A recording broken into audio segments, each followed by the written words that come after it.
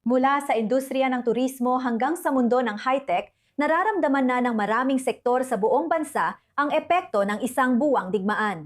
At isang bagong survey ang nakatuklas na naapektuhan ng digmaan ang pangangalap ng pondo para sa 71% ng mga startup na negosyo sa Israel. Para sa dagdag na detalye, kasama natin si Lynn Plackmeyer, anchor ng Innovation sa studio. Lynn, magandang makita ka. Itong bansa ay tinatawag na Startup Nation. Ano ang pinakabagong resulta ng survey? At ano ang epekto ng digmaan na ito sa industriya ng high-tech?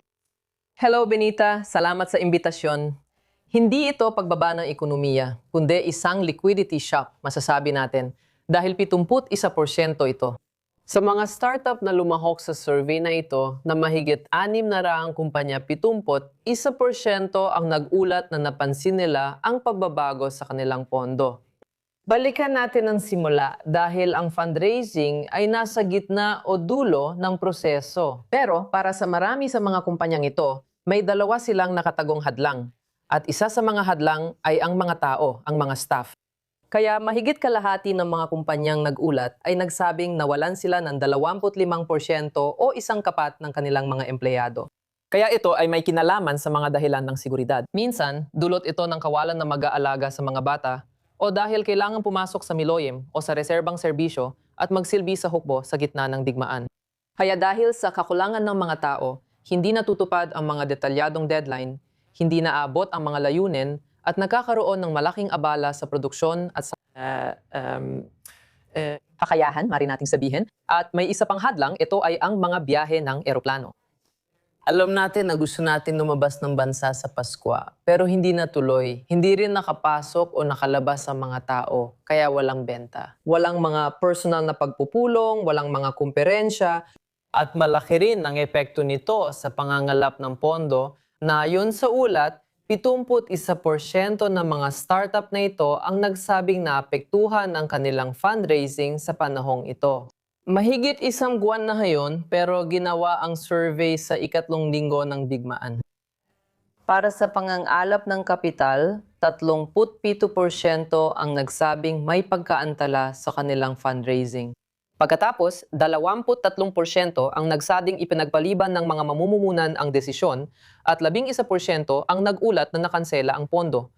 Kaya malalaki talaga ang mga numerong ito. Nakakabahala talaga ang mga numerong ito. Nananatili rin ang tanong sa tagal ng digmaan. Paano tinutulungan ng gobyerno ngayon at ano ang plano para sa hinaharap? Oo, tumutulong ang gobyerno pero mali ang krisis na tinutugunan nila dahil laging nagbibigay ng pera ang Israel para sa lahat na maganda rin naman. Pero sa pagkakataong ito, isa itong agarang krisis. At lalo na para sa isang ahensya ng gobyerno, napakabagal nilang magbigay ng pondo sa mga startup, sa mga VC at sa pagbibigay ng mga grant. Matagal talaga ang prosesong ito. At wala na tayong oras dahil agarang krisis ito. At ang problema ngayon ay natigil ang buong proseso. Kaya hindi problema na walang pera.